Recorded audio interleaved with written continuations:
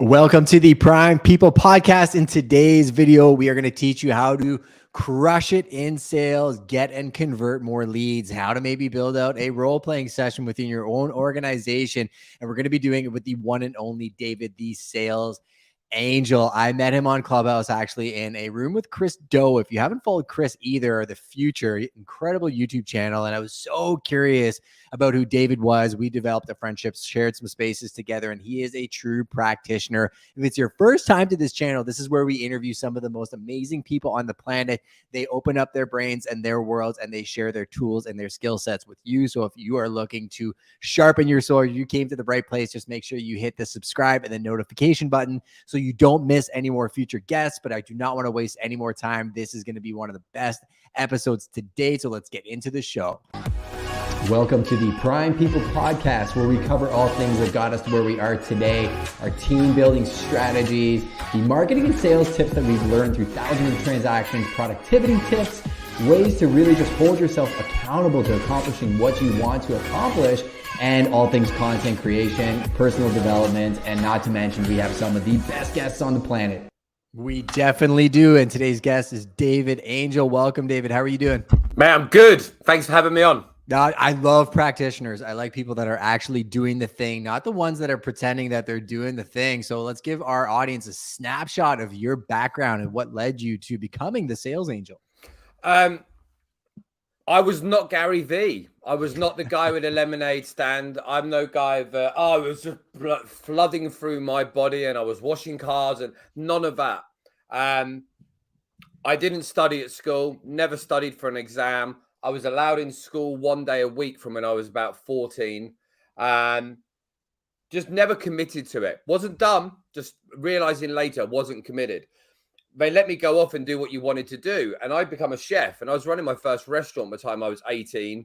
And I got sick of it. By 22, 23, I'd run restaurants and I wanted out. And the only thing out there was go and work in a supermarket or an office. Didn't like the idea. And someone said, you should go and do sales. And I was like, all right. So I just literally went, all right. So I went and done it. And obviously the first day, it went amazing. I was at the top of the board. That didn't happen. I sucked. I was awful. First 3 days in a row, hit complete blanks doing door-to-door sales. Wow. And I genuinely was terrible. And I worked hard. And this is the thing for it, right? I worked hard. I've always been a grafter, always done the work. Worked full time since I was 14, 15. So working hard was never my issue. And I tried to get help. No one wanted to help. Tried to get training. No one wanted to train me. And I literally hid around the corner of this house, listening to the number one guy. And he told me no. I'd asked the second guy who's good. And he said, you've asked the first guy. And he said no. So I'm saying no. And so I waited for him to knock the door. And then I stood there because I thought he's not going to walk away from the door. But I listened to him and it was annoying because it wasn't that he was great. I didn't stand there and go, oh my God, He said this, then he did that. He did about 20 things a little bit better than me. A slight twist here and a little crank there and a question here and a statement there and a bit of interest here and talking about them there. And that is what the sale was made up of. And at that point, I realized sales isn't working as hard as you can. It's about doing the right thing in the right order to the right level over the right amount of times. And at that point, I became a good student. I picked up the books, I picked up the CDs, and I started learning the craft. And then I saw results. And ever since then, I've always been a good student. I read the books, I write my goals out every day. I'm happy with affirmations. I like to push myself. But everything I do in sales, I still now talk on Clubhouse. I get anxiety. And people think it's crazy I mention this. Sure. I still now, every deal I chase, I get anxiety. Every deal I close, I get anxiety. But I thrive in that place. Yeah. Because the difference on anxiety and excitement is minuscule. It's our perspective. It's the way we talk about it. So I hone my anxiety as a superpower, because for me, I can do more with my anxiety than someone who doesn't have it. So that, in short, is what I do. Yeah, I love that breakdown. I mean, again, I said I like practitioners, right? Even more so than that, I like people that are students of the game. And I love that you share that pathway, because there's a lot of people watching this that they get call reluctance. We had Wally on last week when we were talking about just strict phone sales, but I think you're digging into a higher level topic in terms of all sales, right? Like you're talking door to door, door knocking, and trying to find a way to do it better. And it's unfortunate that that's the reality of a lot of people. They do have a scarcity mindset. Well, if I teach David, he's going to take all the sales. There's going to be nothing left for me. Unfortunately, the world's abundant. And I do find that the more that you empower yourself to get around a group of people, this level of your skill will rise to the level of the people that you're getting around. I asked you one question when you were on that panel with Chris Doe, which led to our relationship. And it was around the role playing. I don't know if you remember the question, but I came up on stage and I specifically asked what the one most important thing was for a leader to do to lead his team effectively, right? Yeah. From a loyalty, retention, and even just a training perspective. And you dug into role playing. So do you want to maybe explain the dynamics of what that means? I imagine I probably said, if you're a leader, you best role play. You best be in the trenches and you best get on with it. If you can thrive in the madness, if you can thrive, like when we talk about the anxiety, and this is what I say to everyone, everyone's watched Superman, right? And what happens when he's a teenager and he gets his superpowers? He burns down the school, nearly lasers his mum. Like, he can't control that laser. But what happens when he can control it? He becomes pretty much unstoppable. So for me, if you're a leader and you're telling people to go out to battle every day and you're not putting on your armor, if you're not picking up your shield, if you're not picking up that sword, and if you're not prepared to go and suck in front of them and to make mistakes, stop asking everyone else to do it. Sit in your throne room. Right, guys, can everybody just get out there and do a little role play for me? I'm going to judge you. Like you're Simon Cowell on the X Factor. Grow up. Like, get out there. Lead from a front, because there's no point in turning around to people and saying, oh, dude, you need to practice every day if you ain't prepared to practice. If you're not prepared to be out, my kids, and this doesn't mean I'm a bad guy, but my daughter lives with me full time, my boy part time. And they get put in uncomfortable situations, because I know one thing. If I'd have been put in uncomfortable situations as a kid, I would learn to come out of that paralysis. I'd have grown to be a better man, and would have been less things that would have daunted me. So when we find stuff that we don't want to do, we've got to see that as a sign. If as a leader, you're not out there and you aren't prepared to role play with your best salesperson, that's because you're scared of either people catching you out for making a mistake. You've got perfectionism going on in your life, which isn't true. And that means they probably don't respect you anyway. Or you just got so much dust on the cogs, you're worried that you've lost it. And this is the thing. You haven't lost it. You've just parked it for so long. If you go and get yourself a 1969 Mustang that's been parked up for 3 years, the brakes are going to be locked on. It doesn't mean you throw the car away. It's still a 69 Mustang, right? Mm-hmm. And any sales leader that's out there, even if you only got promoted because you were good at sales, but you're suck as a leader, but you got the job and you suck. This is the time where you dust off those cobwebs and you get out there, because if you do it now, you will thrive forevermore, and everyone will follow you into battle, and they'll raise that shield higher. They'll swing that sword harder and faster every single day, because they see you in the trenches. And that's where people miss it up. I think there's so much opportunity for leaders. Listening to everything that you just said, I mean, we started doing role-playing rooms consistently, I want to say about 8 months ago now. We always had sales training. We did our town hall meetings and everything else, but we were looking for another piece. Kyle Henry on my team came from a top recruiting company, and amazing on the phone. We just started messing around, being like, why don't we just jump on the phone, walk through scenarios? It's a tough market, right? How to talk to buyers, how to talk to sellers, and navigate it. And it's turned into 30 minutes almost every single day now. It's one of the highest level trainings that we do. And when you said that, it made me smile, because I'm often in there almost every single day and falling on my face all the time. Yeah. Or doing the role play and then coming back and being like, how could you do it better? Right. It makes such a difference. Yeah. Yeah. And this is the thing with it. So anyone who's not been on Clubhouse with there, there's real estate rooms. And I walked into the real estate. I walk into a room, and if it says role play, I'm coming in. Yeah. Yeah. That's awesome. But here's the thing, right? It's the lion going into the new pack. So I'm walking in as a lonely lion. My brand's the sales angel. So they bring you up on stage. They're comfortable. And here's the thing. In that room, and anyone who's watching who's been in those rooms will understand this. In that room, those people turn up every day. So they know exactly what is pitched and how it's pitched. And they are comfortable in that arena. But you've also got some cobwebs and some dust on you. So if someone comes in, and I'm prepared to utilize my laser eye anxiety power to go in there and put my hand up and go, I'm at this. And I'll do it. And they're like, so how long have you been in real estate? I'm like, I'm not in real estate. They're like, what do you mean? I said, just tell me what. And they were doing FSBOs, like for sale by owner. I didn't even know what it was. I thought it was some qualification in the States. So I was like, right, what are we selling anyway? And they were like, oh, so we're doing for sale by owner. I said, oh, is that what FSBO or whatever it is, FSBO stands for? They went, yeah. I went, cool. So what's my objective? And they went, well, just get an appointment. I went, you don't even want me to try and sell anything? And I went, no. I went, cool. So I'm literally doing a cold call them, get them interested, and get them to come around the house. And they went, yeah. I said, so is that my finish line? So once you know your finish line, it's sales. And you just get in it. And they're like, oh my God, can't believe it. So because they had low expectations of me, because I wasn't in real estate, and this is the thing in sales, I'd done the 8 Mile, right? I said, here's all my bad, what you got? So they had a low expectation of what I would do, but my sales skills are transferable. Now, it doesn't mean I'm the best out there, but they had a low expectation, so it was easy to impress.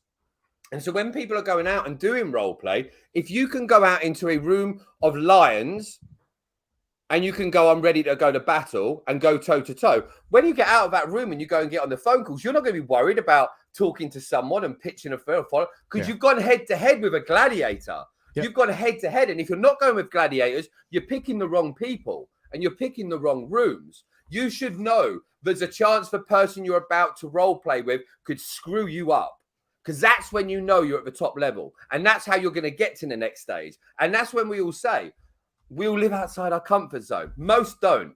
Most dip a toe in it every couple of weeks. We need to jump out there so far every single day, but we can't see the comfort zone. And there's no way of coming back until we finish our day. Does take somebody very skilled to take you into that zone where you are going to be uncomfortable. I think about it like jiu-jitsu, for example, right? You go into a jiu-jitsu gym as a white belt. The black belts are the safest people to roll with because they actually have the most fundamental understanding of leverage control, how to not injure you and whatnot. And it's when you're rolling with black belts that you do realize the level, but you do have to lose a whole bunch in order to get better. And you men suck, right? Oh, always. Yeah. And I think from a leadership position, again, too, the dichotomy of those two things, it's important to make sure that you're always practicing and building your skill set so that when those opportunities come and you can take your tools out of the bag, you do realize that level of skill and putting in all the reps, it becomes muscle memory. So what are the key components when you would walk into a room like that, say you're doing FSBOs, that you would frame your conversation in to get the appointment, not knowing anything about real estate? Like give us a couple leading pieces. So there's two big sides to this. If I'm going in as a sales coach, I'm going in to stand out. Now, to stand out, we must be outstanding. Okay. So we've got to stand out, and if I'm going in there now to your room, I know the way that 90% of people are going to pitch, right? I know the intro is going to be fairly nervy. It's going to be relatively flat. They're going to ask fairly leading questions. They're going to be overly friendly because they're going to be worried about the other people in the role play feeling that they're too harsh. Now, that's from a sales coach side. So I know I've got to come in with some energy, but I've also got to be different. I've got to make it. So where most people come in it, and the typical role play in a real estate room is going to be along the lines of, oh, hi, I'm calling from ABC Properties. I've seen you've got the property over at Banana Street. Is that house still available? I don't do that. I phone up and I'll be like, hey, John, it's Dave over at ABC. Quick one. I see the house is sold. Congratulations. And they'll go, oh, no, it's not. Oh, I'm ever so sorry. I think Julie made a mistake.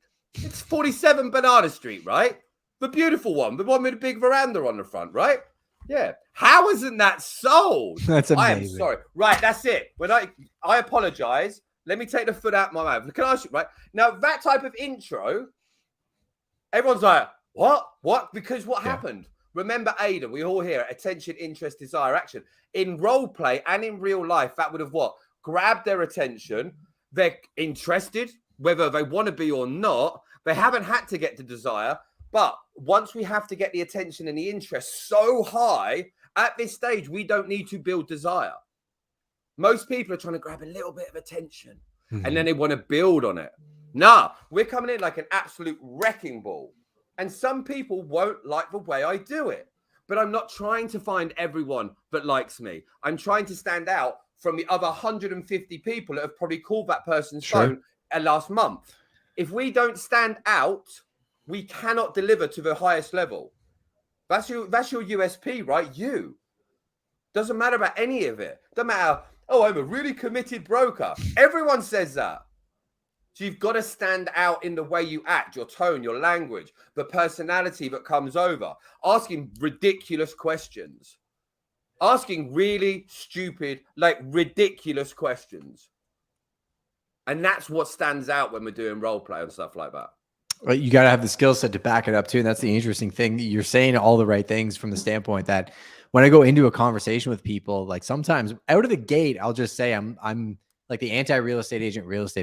I'm not really a real estate agent. I kind of just play one on TV. And usually they're very curious when I say that. And then I break it down, or I'll say, yeah, I can show you how I can get more views than the MLS. And that's not something anybody else has said to them.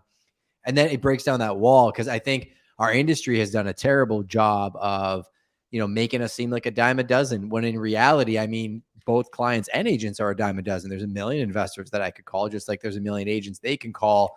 But how are you going to stand out in the pack and find and attract the right people to you? So you're standing out in the conversation. You've got that first engagement. What's your next step after you've gotten the attention? That we've got to find hope. But let's look at the person you're selling to or you're pitching, because we're not selling at this point. All we're doing is we are talking about an appointment. Now, to get an appointment, all I'm asking for is a glimmer of hope.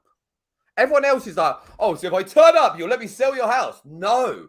All you are selling at this point is the idea that there's a 1% chance I could help you, and that's all I need. Everyone else is trying to do this whole big pitch. No. You're not doing that. All you're trying to do is find hope. And there's 100 ways you can go about it. Whether that's the fact of you're going to go in and be like, listen, I'm calling you up because I'm an extremely lazy realtor. I think personally, there's a chance we could get a hell of a lot more money for your house.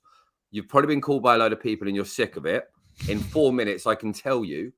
And if I can't sell it, I'm going to tell you straight away, because I won't take it on. Because I don't want it. Like, I don't want houses I can't sell. I don't care about it. I don't wear medals on this stuff.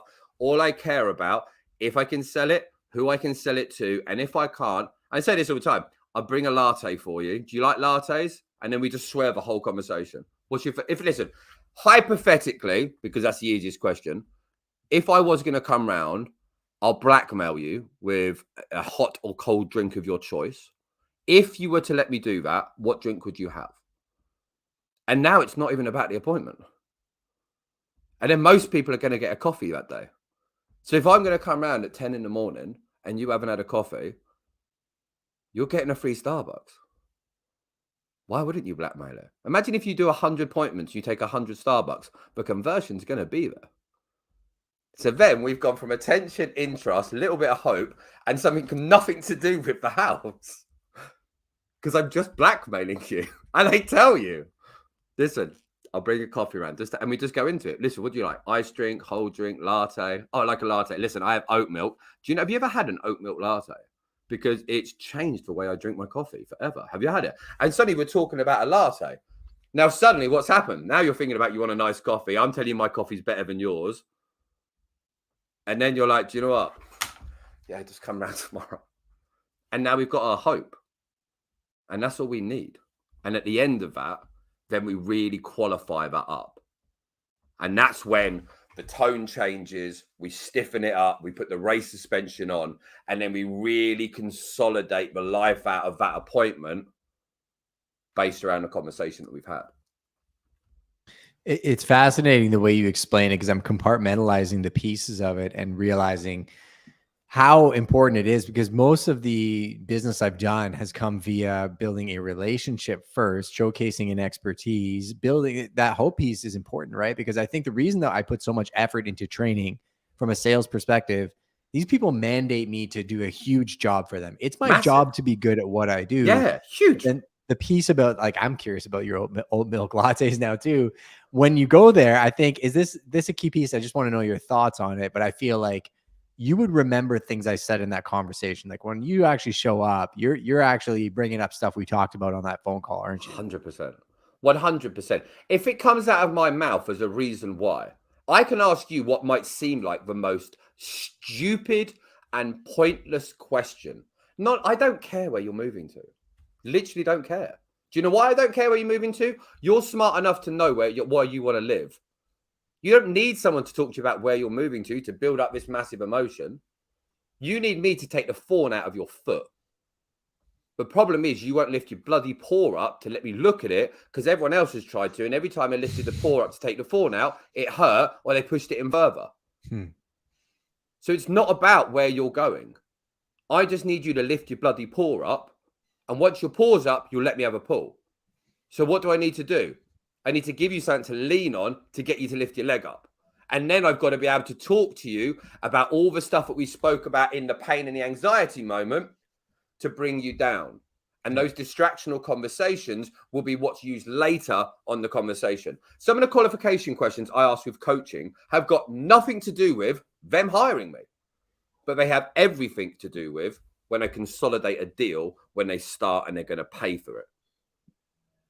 And that's the big problem with people.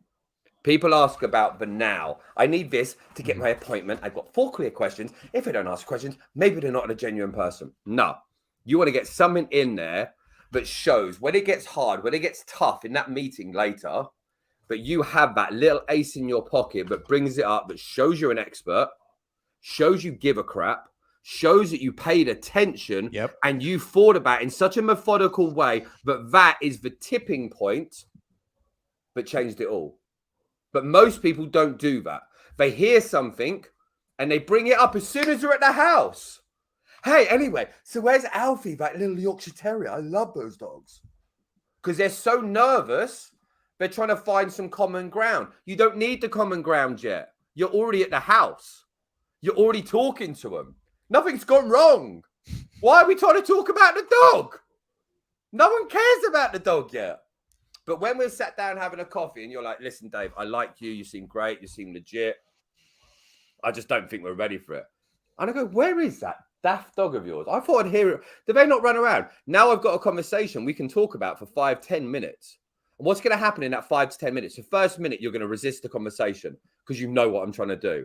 I'm going to make you laugh 4 or 5 times. You're going to start talking about when that dog was a puppy and this, that, and the other. You're going to start talking about all this conversation.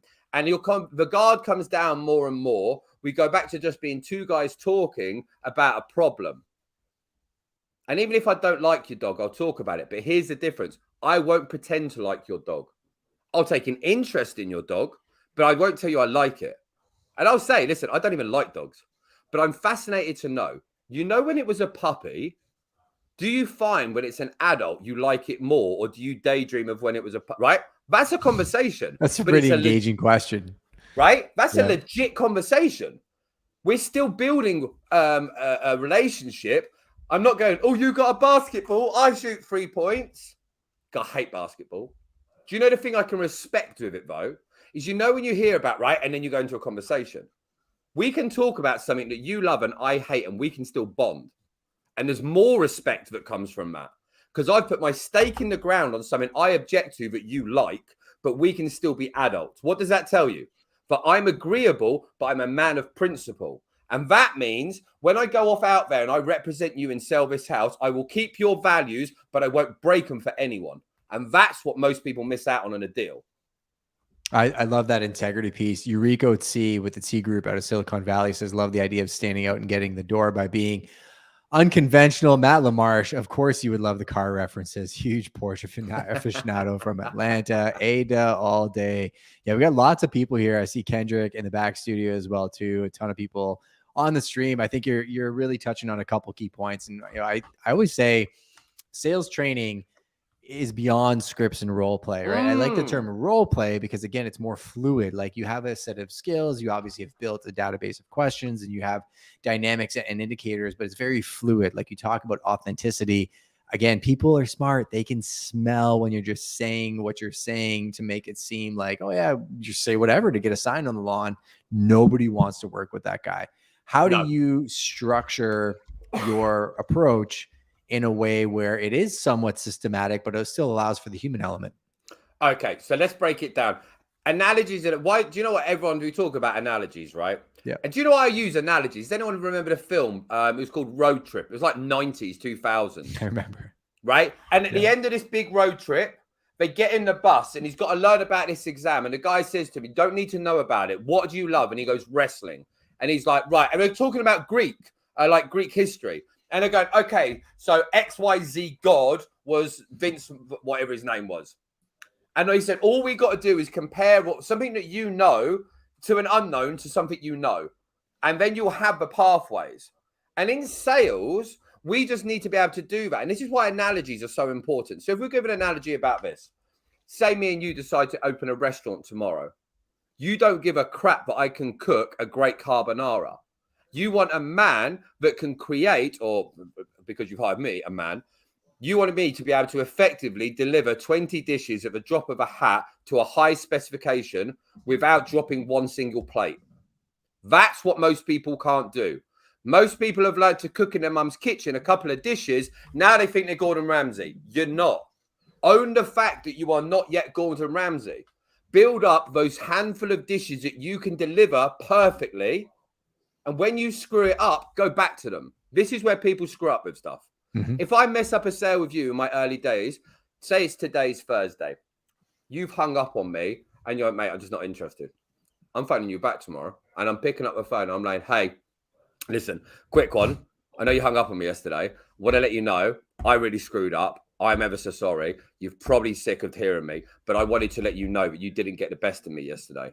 So is that all right? I just wanted to call you to apologize. What are you going to say? Yeah, right? Exactly. Right. So what I wanted to cover yesterday, and I'm going to leave you with this, is we can really help you. And I hope you realize the fact I'm coming back today isn't just to get your business, because if we don't work together now, there'll be a point our paths will cross again. And I want you to remember that I'm the guy that actually over delivers. So whether you need me now or later, our paths will cross again. And I hope we can do business. Do you think that would be all right? Would that be wildly crazy to think that we could do business at some point in the future? That's amazing. There's a certain level of confidence, empathy kind of wrapped up into the same comment, right? Of just saying, hey, I'm a normal guy. You're a normal guy. We both can make mistakes. This is the situation right now. And it's okay if you don't want to work with me right now. So the pull tactic, really saying like, I'm good. I don't necessarily need to work right now, but eventually I'm going to earn your business. So you can take it now or later. That can still go back into the deal, right? Yeah. Because then you're like, yeah, listen. And you go, 100%. And you're more than likely say, listen, sorry, I had a bad day. And go, well, what's been going on? Well, listen, this is going on with the house. And listen, I understand. And it's not the right. Listen, if you want to stay, and then you can quite easily go off on and go, listen, you want to stay in this house and take your chance and wait maybe you'll get a good deal. Maybe you'll sign up with someone else. Maybe they'll sell it. Maybe they won't. Maybe you'll be in this house in 2-3 years. Listen, if you're cool with that, I'm cool with that. But you tell me. No BS, and you can tell me to sod off. And if you tell me to sod off, I will go. If I can, A, B, and C, would that be completely overstepping the mark, or would you like to just end the conversation now? Just shut up. Interesting. And then you just pause. And what's the worst case scenario? He says, no, I told you yesterday. Cool. I've lost nothing, but I built my integrity and I've overcome a hurdle. My anxiety is now gone. I'm going to go into that next call like an absolute beast. There's no way you're not pulling a deal out if you go into that with a follow-up. And if you do that every day, mate, you go in the next day and you go, I'm calling back everyone that fucking went bad yesterday, right? Yep. And you go back into that. But do you know what? Sometimes you're going to get that deal. And when you get that deal, that is going to be like a hot lump of coal at your soul. And that'll stay with you for weeks. And that dinner that you buy on payday when the commission comes in will taste so much better because you'll remember what you did. And your level of belief in yourself will rocket for the rest of time. Because you overcome something and 90% of people are never even going to try, let alone achieve. That's so true. I see Aaron West in the back of the studio. Give me a wave, Aaron, if you want to come on and ask a question. There he is, my man. Oh, there you are. I caught you. Sorry, you're muted. Tap that little. Yeah, I was waving to say hello. Not ask a question. He's been dropping some amazing nuggets, so I've just been absorbing. I appreciate it. Well, introduce yourself to the audience, Aaron. So those that are on YouTube that don't spend as much time together as we do, and then why don't you fire away and ask David a question? My name's Aaron West. I own a real estate team in Modesto, California, in the Central Valley, about an hour east of San Francisco. So, I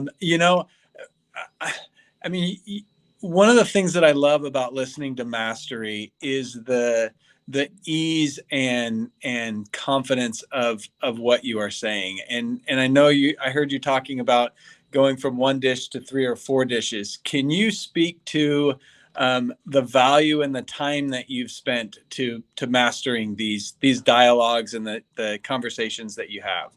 Yeah. So I've worked in sales rooms where we had no chairs. Like there's people out watching that now. They'll go, what? We had no chairs. Now that was awful. You take me back to that time. I hated it, but there's a serious amount of power. When we go through struggle, when we go through something hard, when you've been hungry, and I don't mean, I'm a bit peckers because we're lazy. Like you haven't ate for 2 days. That meal tastes better. Your appreciation has more. And I used to just hit it. And I worked in some hard companies where your dial out was checked. Everything was checked. And we programmed ourselves to go at it. So here's the thing. I would work in a company. So I worked in a company and it was like a junior sales role early in the career. And we were openers. So you're phoning up, you're cold calling people off of some mailing list, sending out a brochure, qualifying them. A closer would call them up. When I started in the company, people were typically sending out 3 to 5 brochures a day. I went in and I come from another company where it was hard, like real graft. I come in and done 14 on my first day. And there was the salespeople going, he's sending out bad deals. He's not qualified. Like they were so annoyed that they couldn't get their head around this is possible. They could only process that this was a scheme I'd done to try and infiltrate the system.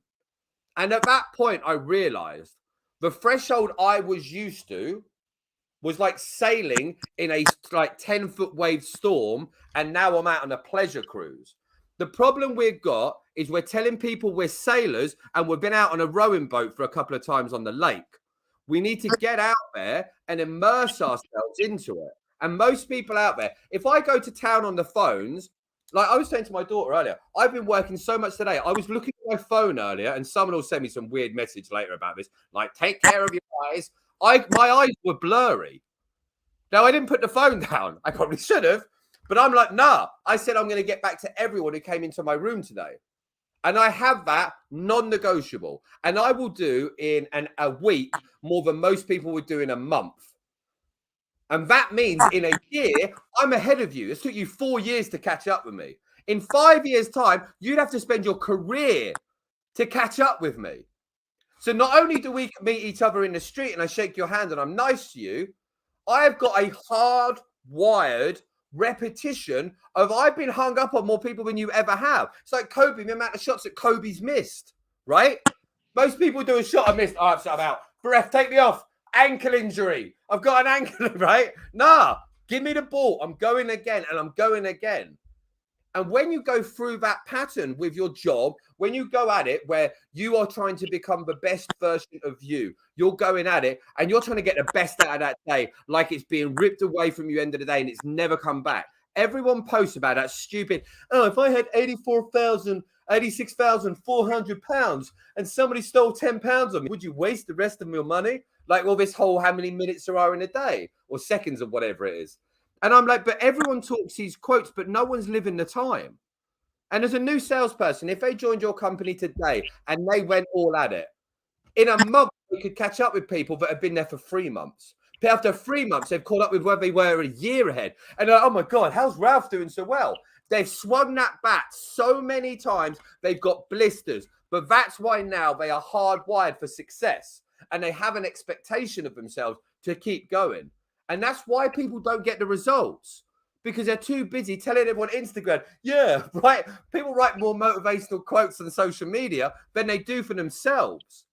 They put more quotes out to their friends and talk words of wisdom to their friends than they do about holding themselves accountable for becoming their potential and becoming the person who's going to go and get the car they wanted, do what the dream they wanted, retiring their mum. And they give up when it gets easy, or they give up as soon as they get a real minimal level of results because they're too busy getting high on their own supply. So I think so many people just don't go at it, and they let people overtake them, but really want it. And what would you say to someone who, you know, I believe that most people lead an almost life. They're almost successful. They're almost happy. They almost have a great marriage. They're right there. What would you say, or what would be your words of wisdom to someone who is listening to this call or listening to this conversation and they're like, yeah, but you know, you're wired differently than me. And but Kendrick knows all about the but. Yeah. It's a valid question, right? And here's the thing. There's two parts of this. One, if you know that if I went into your pipeline, I take deals out today, you know there's a deal there. That's nothing about my skill. You just know it's possible to sell that person. You just know you don't have the skills yet. And if you ain't coming out that call to go and listen to that call, to find the spots, to actually work out where you screwed up, you ain't taking it seriously. If you didn't swing the bat hard enough for a home run, don't moan you didn't get a home run. Now, here's the big thing I say to everyone, and I use this analogy all the time.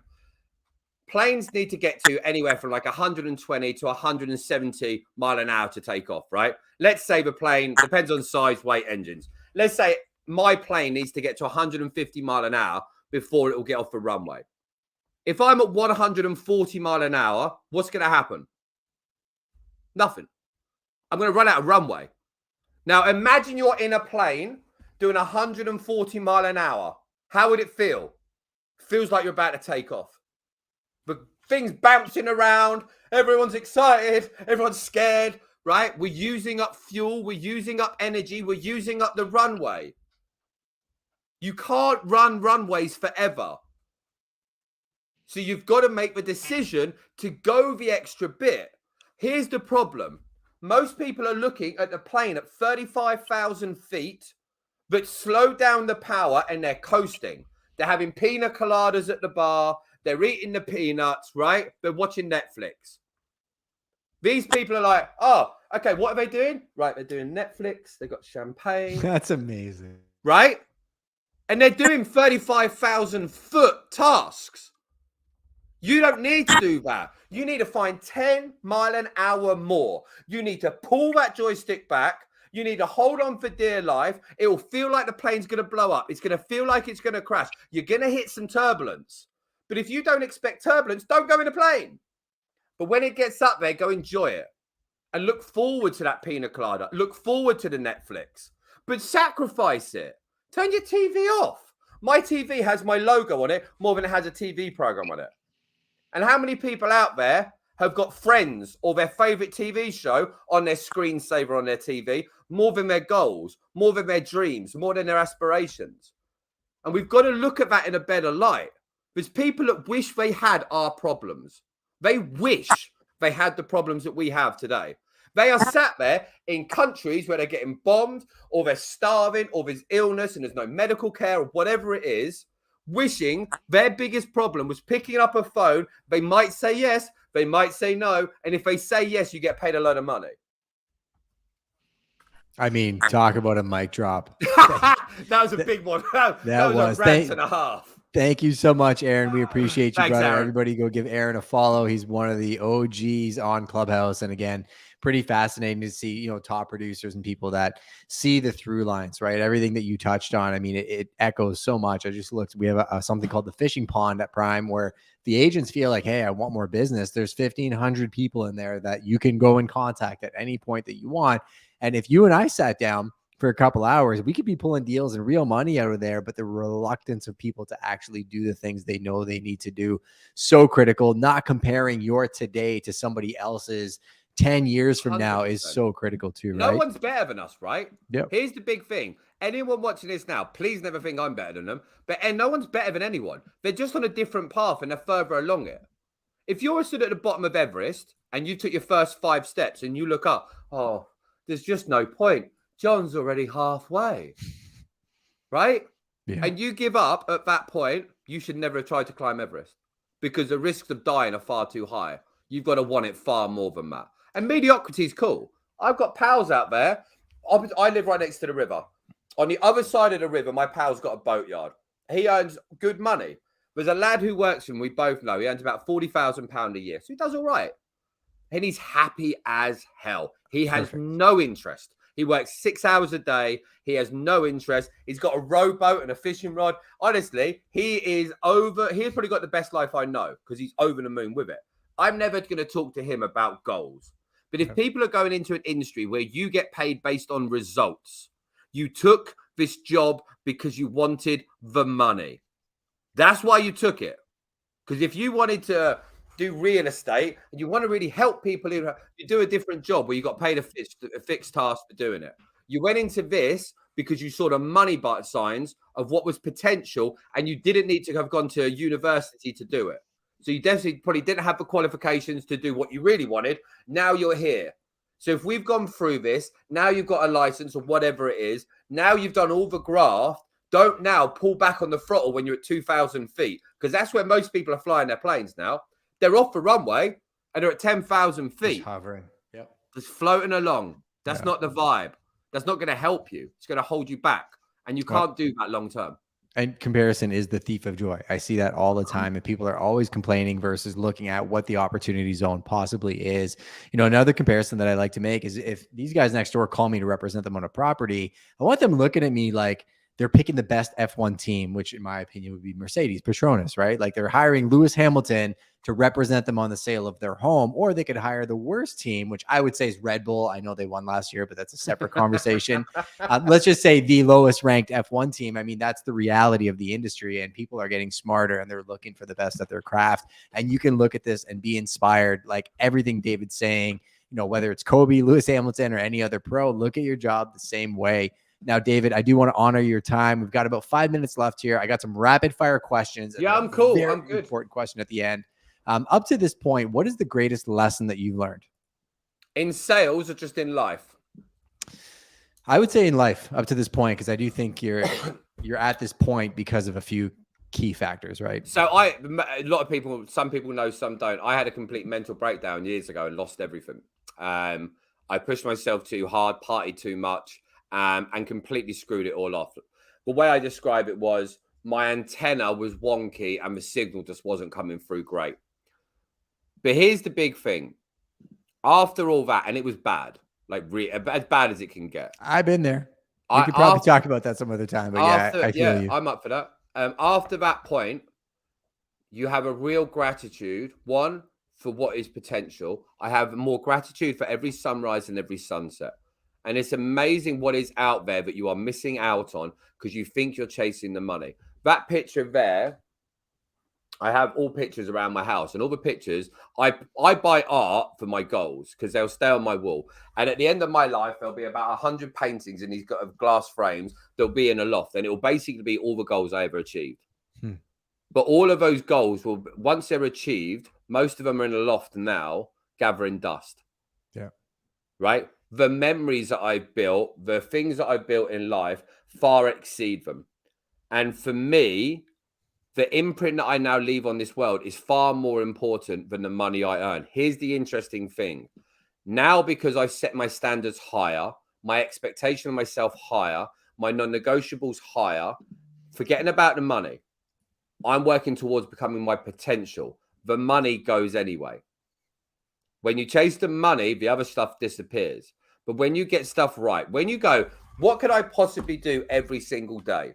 What are my non-negotiables? I've got a board there of 2, 4, 6, 8, 9 things every morning that I do. I have different lists. I have angel rules. I have them in a frame here that I read every single day. Now, all of these little things are all little 1, 2, 3, 4, 5 different things, but have all come from, if I never had that breakdown, I never had the gratitude and the appreciation for becoming the best version of me. And I found the fact that if me and you, my man, were out at sea and we fell in the water and we're left to tread water, I would survive longer to keep you alive than I would if I was on my own. So that realization meant inspiring and working with others, because I don't stop until the job's done. Like, I'm a beast when I work with my clients. So all of these little things come from that one awful part of my life. And actually, whatever people are going through now, work out how you can get out of it. Because if you're in hell right now, there's no point in stopping. But the very pain you're feeling now will turn into heat. And that heat will stay in your soul. And that soul will help you burn brightly for the rest of your life. And if you try and douse that heat now, all you're going to do is stay where you are. So you use it and get the power. Yeah, I got to introduce you to my boy Taylor Hack. He's actually a massive Red Bull fan, which, whatever, that's a separate conversation. But he always talks about how your greatest weakness can become your biggest strength. And I love that story 100%. so much, David. 100%. Very curious about something else, just given the type of person you are. I'm curious about what you're learning from the context that you're probably always putting in the same reps on the 80% that you know really moves the needle, but there's probably 20% of like curiosity learning that you're doing that may be throwaway, maybe a waste of time because, you know, maybe the whole industry shifts. But what are you learning right now that's exciting you? Okay. So I'll tell you something I've done. I'm messing about with Reels on Instagram. Okay. I was getting frustrated in my Instagram account. I started seeing my stories would seem to be dropping off. So I opened up. This is just anything anyone could do. A week ago, I opened up an account. It's called like Business Hacks. And it's like business with 2 eyes. Because Business Hacks was, if you go like business.hats with 2 eyes, it's like a blue logo. And all I've done was go to TikTok. I typed entrepreneur. And I've literally took all the highest ranking videos. There's another app called TickSave, which it saves it there. And it even saves the captions and the hashtags. Sure. And all I've done is take them and post them there. Interesting, right? Yeah, we're all talking about marketing. So I've done that. And I'll tell you right now while I'm on there. It's got 66 followers in 2 weeks. Doesn't sound a lot.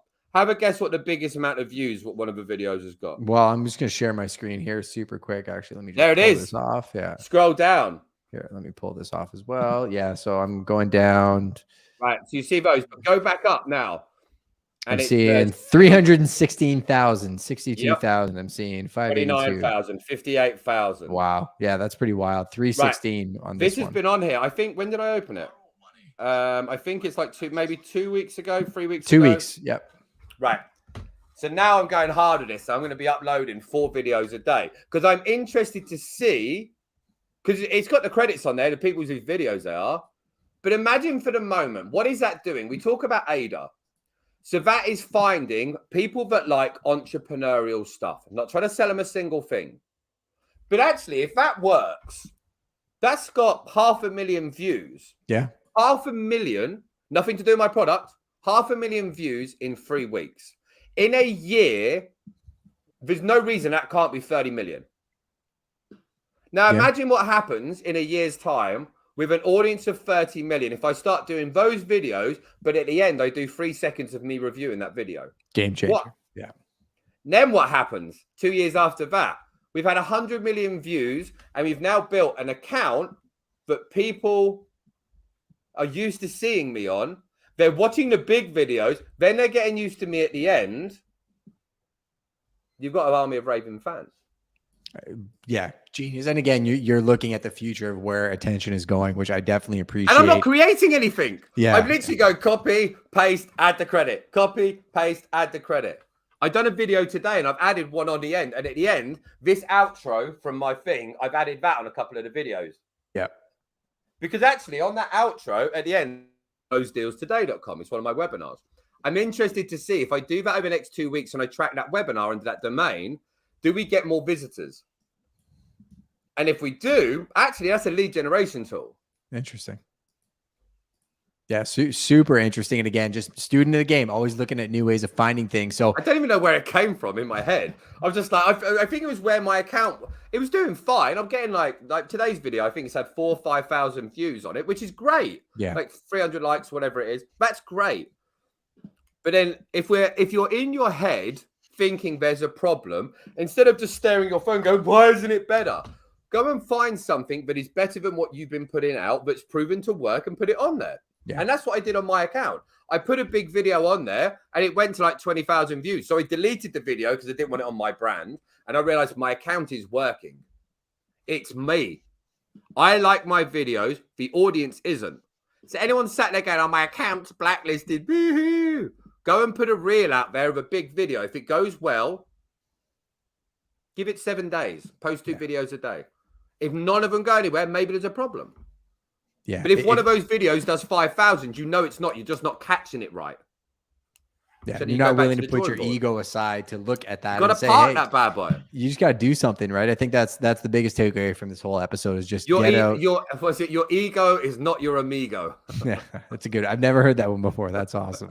So the last most important question, my friend. My platform is yours. Where can people connect with you? Is there a book or something that I can point them to where they can get to know you better? My world is yours. So there's a couple of things. I did a TEDx talk last year. If anyone wants to see that, go to mytedx.com. I bought that domain, £7, probably the best purchase I've ever made.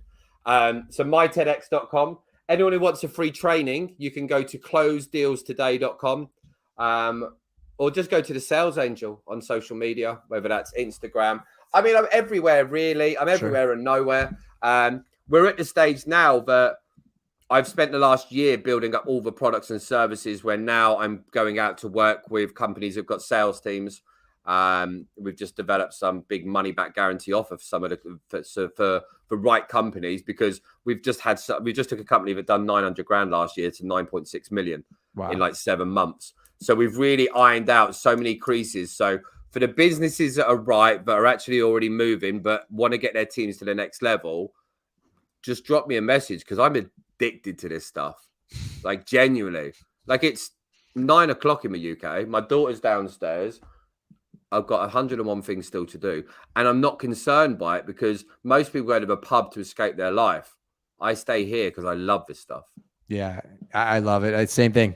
People think I'm an absolute maniac, and I think they think I'm faking it, but I genuinely enjoy it. If I leave the office and it's dark and I'm the last car, I'm smiling. There's a bit of pride about that as well, right? 100%. Yeah, every time. I'm always got the same thing. They'll look at you and be like, well, you own the company. You must be top of funnel and working the hours you want. Meanwhile, I'm like, well, I'm here earlier and later than most people, but that's the reality of what it takes, right? I appreciate you, David. You absolutely slayed it. I love this, mate. Yeah. I loved it. Really, we'll do some role play rooms. I know Matt mentioned that earlier. We got to get some consistent role play rooms on Clubhouse, so I'll tap you in for that, and I'll catch you on the next one, brother. Cool. See you later. Thanks, guys. Bye. I appreciate you so much. Bye.